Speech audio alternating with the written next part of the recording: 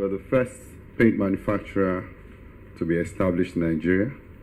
We're the first to introduce texture paints through R&D. Most of the time they call it Texcoat, but Texcoat is actually a Berger brand. Others actually copied that brand. We first developed what we call the tropicalized and friendly paint products in Nigeria. Others started copying us, and of course shortly we'll be the first to introduce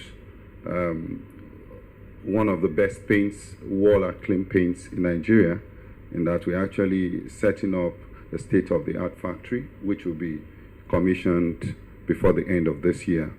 And every product that will be coming from that factory would actually measure to international standards. Now, in terms of our product portfolio, we have two broad groupings. We have the decorative and the non-decorative sectors. For the decorative, we have a budget brand because we believe that we need to have aspiring customers who probably cannot afford the very top-end super premium product. So we have the budget, the economy, the premium, and the super premium in the water base, or what we call the decorative or the architectural finished products. Now, for the non-decorative, that is mostly industrial, we have the automotive industry we cater for. We have general industrial, because there are some products that are just in the general industrial sector, and of course we have marine and protector. Quite a number of oil companies are our customers. We looked at our 5-year revenue performance trend. If you look at the CAGR, that's the compounded average growth rate, you see that we have a 3%. The only time we had a dip was in 2016, and the reason is not far-fetched. We all knew what happened in Nigeria in 2016. Naira was at par.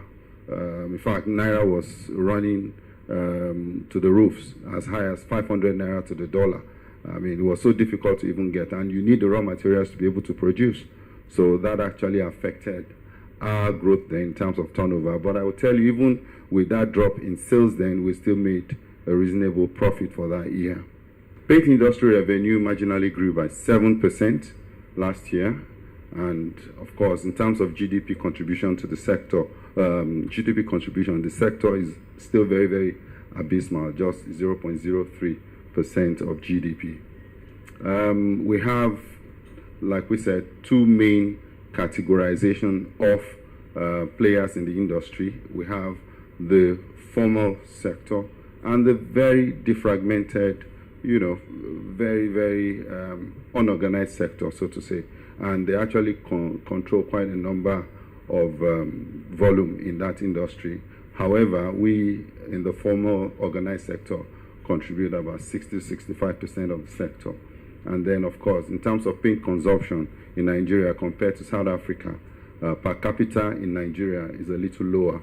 We're about 2.8 per capita, while South Africa is about 5.6. We just use South Africa as a basis for comparison. Now, raw material importation is a major requirement in that industry because of the level of fractional distillation of crude in Nigeria. We are still at a very basic level. So most of those raw materials we buy, we need FX to buy them. So we've actually been challenged with, sourcing for FX through the CBN, but we managed to get some we actually source locally. So we have, some synergy between local suppliers and ensuring that equally our international suppliers don't disappoint us. So, but by and by, if you look at the operating environment, for an industry like ours, the clever ones are able to leverage, the returns on investment. In that, if you look at the returns on investment, it's estimated at 26%, and that I think, in spite of the challenging environment, is a good scorecard.